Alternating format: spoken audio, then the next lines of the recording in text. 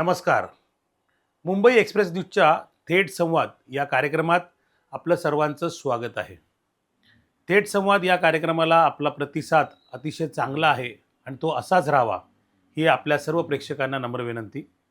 तुम्ही जर आमच्या चॅनलला नवीन असाल तर सबस्क्राईब करायला मात्र विसरू नका. लाईक करा आणि शेअरही करा. कारण ज्या गोष्टी आम्ही तुम्हाला सांगण्याचा प्रयत्न करत असतो त्याचं ज्ञान जे आहे, त्याची जी माहिती आहे ती अनेकांपर्यंत पोचली पाहिजे, हा आमचा याच्या मागचा हेतू आहे. आजचा विषय जर आपण पाहिला असेल तर तो विषय आहे पुराव्याअभावी सुटका. खरं तर आज हा विषय का निवडला हाही एक प्रश्न आहे. कारण आज सकाळीच नसरापूर हत्याकांडातील आरोपीला फाशीची शिक्षा झालेली आहे. पुणे सत्र न्यायालयाने ही फाशीची शिक्षा दिलेली आहे. त्याबद्दल ज्या तपासी अधिकाऱ्यांनी यात काम केलं, ज्या वकिलांनी काम केलं, त्या सर्वांचं सर्व स्तरातून आभार प्रदर्शन होत आहे. मात्र एक शंका या ठिकाणी निर्माण होते आहे की मागील काही जर आपण निकाल पाहिले तर त्यामध्ये पुराव्याअभावी सुटका अशा प्रकारचे निकाल आपल्यासमोर येत आहेत. आता आपण जो पुणे न्यायालयामध्ये जो साक्ष सरकारी पक्षाने ठेवली ती भारतीय साक्ष अधिनियम या संहितेद्वारे ठेवलेली आहे.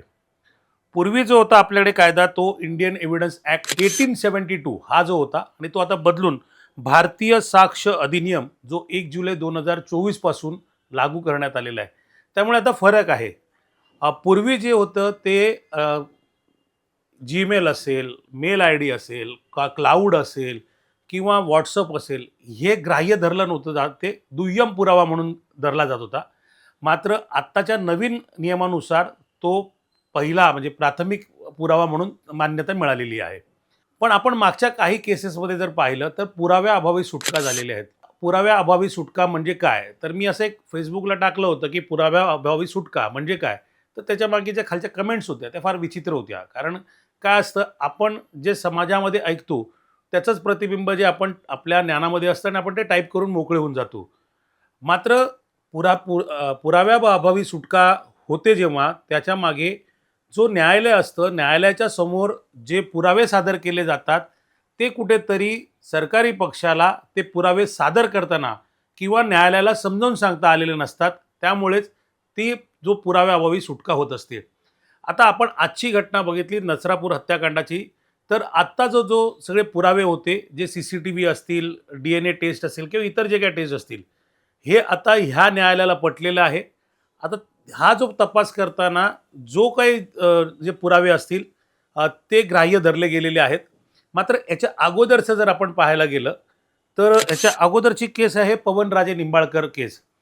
ही पवनराजे निंबाळकर केसमध्ये जर आपण पाहिलं तर ह्याला राजकीय रंग दिला जात आहे. मात्र पुराव्याअभावी सुटका कशी झाली, तर जे न्यायालयामध्ये जी साक्ष झाले, जे पुरावे आपण ठेवले गेले, त्या साक्षीमध्ये आणि पुराव्यामध्ये बरंच अंतर सापडलं. जे आरोपी होते त्यांच्या म्हणण्यानुसार एक गाडी होती, नंतर परत दुसऱ्या ह्याच्यामध्ये दुसरी गाडी होती. म्हणजे साक्ष आणि पुरावे ह्याच्यामधली गफलत होती आणि त्या गफलतीमुळे हा जो निकाल आहे तो पुराव्याअभावी सुटका इथपर्यंत येऊन पोचलेला आहे. एवढे वर्ष चाललेला जो खटला असतो तो अतिशय शेवटच्या क्षणाला येतो आणि पुराव्याअभावी सुटका होते. त्यामुळे ज्यांच्या घरावर किंवा ज्यांच्या कुटुंबावर जे संकट आलेलं असतं त्या संकटातून त्यांना न्याय मिळत नाही असंच म्हटलं जातं. मात्र दुसऱ्या ठिकाणी असंही म्हटलं पाहिजे की जे काही जे आरोपी असतील पण ते खरंच आरोपी होते का, हा देखील एक प्रश्न आहे. पवनराजे निंबाळकर केसच्या अगोदर देखील एक केस आपल्याला पाहायला मिळते. 7/11ची मुंबईमधील जे सिरियल ब्लास्ट झाले होते ती केस आहे. ट्रायल कोर्टाने त्या 12 आरोपींना फाशीची किंवा जन्मठेपेची शिक्षा सुनावली होती. मात्र सुप्रीम कोर्टाने त्या सर्व आरोपींना निर्दोष मुक्त केलं. आता त्याच्या मागचे कारणं जर शोधायला गेलं तर ती कारणं वेगवेगळी होती. ज्याच्यामध्ये जे साक्षीदार होते ते साक्षीदार काही व्यावसायिक साक्षीदार असल्याचं आढळून आले होते. त्यानंतर ज्यांनी जे कबुली जबाब दिला होता आरोपींनी, तो कबुली जबाब पण जो आहे तो बळजबरीने घेतला गेला होता आणि ते बळजबरीने घेतला होता असं त्या आरोपीच्या वकिलांनी न्यायालयामध्ये सिद्ध केल्यामुळे आणि सर्वात महत्त्वाची आणि धक्कादायक बाब म्हणजे घाटकोपर बॉम्बस्फोट असेल आणि 7/11 बॉम्बस्फोट ह्या दोन्ही बॉम्बस्फोटमधले जो एक साक्षीदार होता, दोन्ही सेमच होता. म्हणजे एकच साक्षीदार दोन्ही ठिकाणी होता. म्हणजे एक साक्षीदार जो घाटकोपर बॉम्बस्फोटला होता, तोच साक्षीदार 7/11च्या बॉम्बस्फोटला होता. हे कसं शक्य आहे? हे पोलिसच करू शकतात. त्यामुळे हा जो प्रकार आहे, हे सगळं न्यायालयाच्या लक्षात आलं आणि न्यायालयाने सर्व विषयांवर बघून ह्या सर्व आरोपींना निर्दोष मुक्त केलं. 100 आरोपी सुटले तरी चालतील, पण एका निर्दोषाला सजा झाली नाही पाहिजे. त्याचप्रमाणे न्यायालय देखील मग पुराव्याअभावी सुटका अशा प्रकारे ते करत असतं. पुराव्याअभावी सुटका करत असताना पुरावे म्हणजे नेमके काय? हा जर विषय घ्यायला गेला तर गुन्हा घडताना किंवा गुन्हा घडून गेल्यानंतर जे तपासी अंमलदार असतात ते जातात आणि त्या ठिकाणाहून परिस्थितीजन्य पुरावे असतील, काही जे त्या ठिकाणी सुरा असेल, चाकू असेल, जेव्हा जे इतर जे पुरावे असतात ते त्यांच्याकडनं तिकडनं गोळा केले जातात.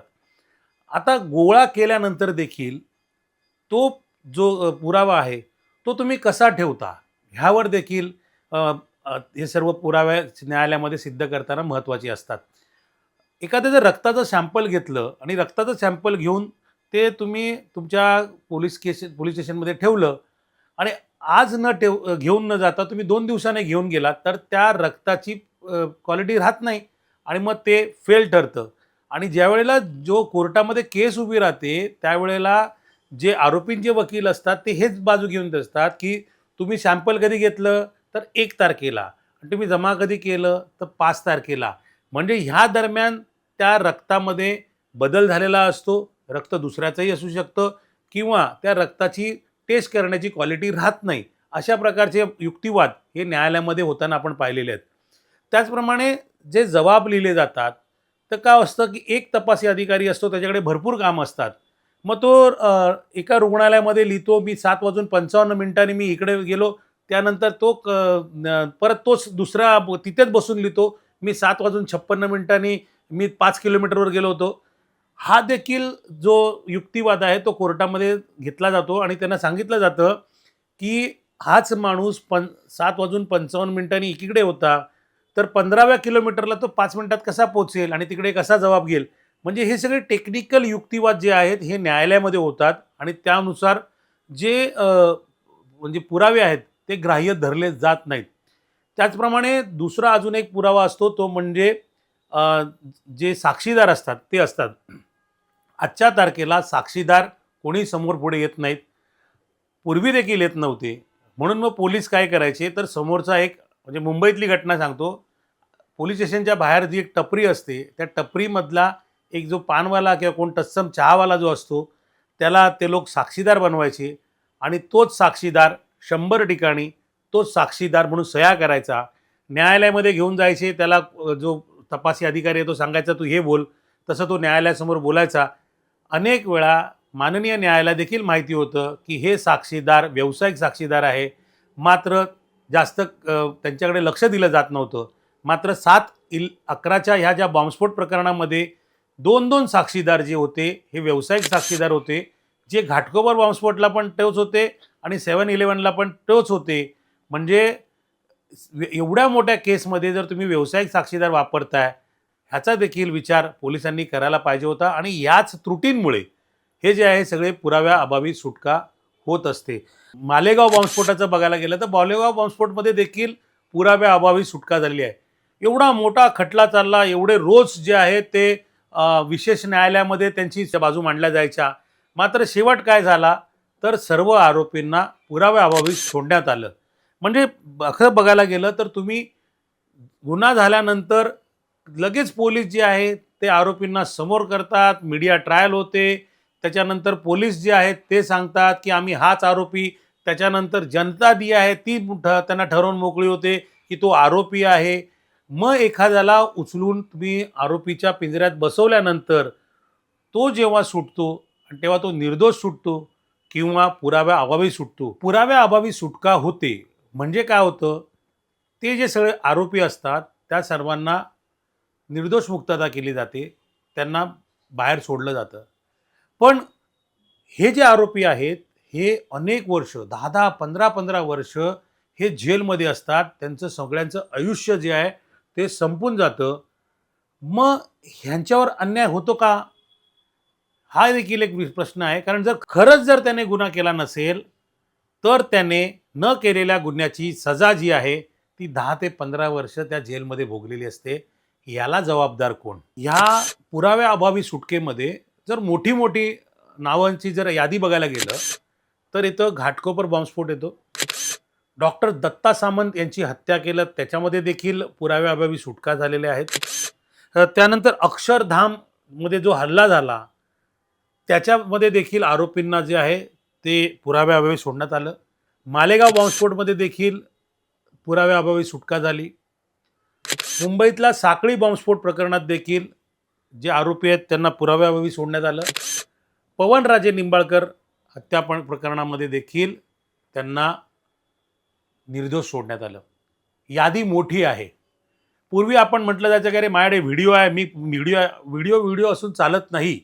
माझ्याकडे व्हिडिओ आहे, मी हे केलं, तर असं अजिबात चालत नाही.